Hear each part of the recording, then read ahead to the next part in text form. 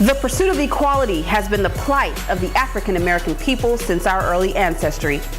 Efforts to integrate go back to the 1890s, where Jim Crow laws were known for treating African Americans as second-class citizens.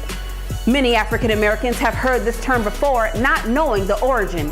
But Jim Crow was a character introduced in 1832 through a song written and sung by Daddy Dan Rice in his minstrel act. The term eventually came to mean a Negro. Voter suppression was widely rampant in the South, and random acts of violence were the norm for African Americans. More notable efforts began taking place in the 1950s due to many African Americans becoming frustrated with the system. This is where the term civil disobedience was born, as nonviolent demonstrations were held to voice their dissatisfaction. Some of the most notable demonstrations were the likes of the Montgomery bus boycott. Now, who would have thought the refusal of a woman named Rosa Parks not to relinquish her bus seat to a white man would set in motion a controversy that would ignite a fire in Montgomery, Alabama. Got on the bus and took a front seat, but I did not. I took a seat that was just back of where the white people were sitting. And in fact, the last seat, and the man was next to the window, and I took an aisle seat, and there were two women across. And we went on undisturbed until about the second or third stop, when some white people boarded the bus and left one man standing. And when the driver noticed him standing, he told us to stand up and let him have those seats. He referred to them as front seats.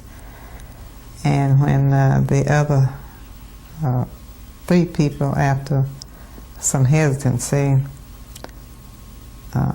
stood up, he wanted to know if I was going to stand. I told him I was not, and he told me he would have me arrested.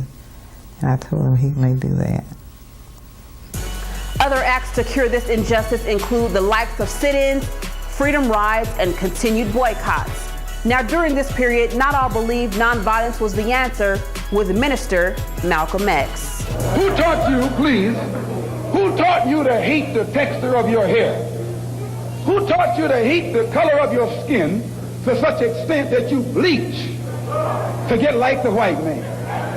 Who taught you to hate the shape of your nose and the shape of your lips? Who taught you to hate yourself from the top of your head to the soles of your feet? Who taught you to hate your own kind? Who taught you to hate the race that you belong to? So much so that you don't want to be around each other. No, before you come asking Mr. Muhammad, does he teach hate, you should ask yourself, who taught you to hate being what God gave you? Now, another milestone was the March on Washington, where Dr. Martin Luther King Jr. gave a speech to ignite a fire that inequality was not acceptable. Down in Alabama with its vicious racists, with its governor having his lips dripping with the words of interposition and nullification.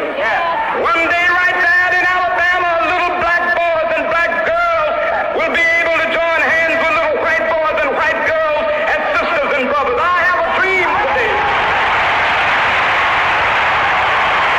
The struggle of my ancestors can be heart-wrenching, but even though adversity was strong, the dream of equality was pushed a notch higher with the election of America's first African-American president, Barack Obama. It's the answer that led those who've been told for so long by so many to be cynical and fearful and doubtful about what we can achieve, to put their hands on the arc of history and bend it once more toward the hope of a better day. It's been a long time coming, but tonight, because of what we did on this day, in this election, at this defining moment, change has come to America. Now, up to this point, we have talked about amazing accomplishments. So now up next, I'm going to send you over to Anissa Lorraine to talk about African American ingenuity.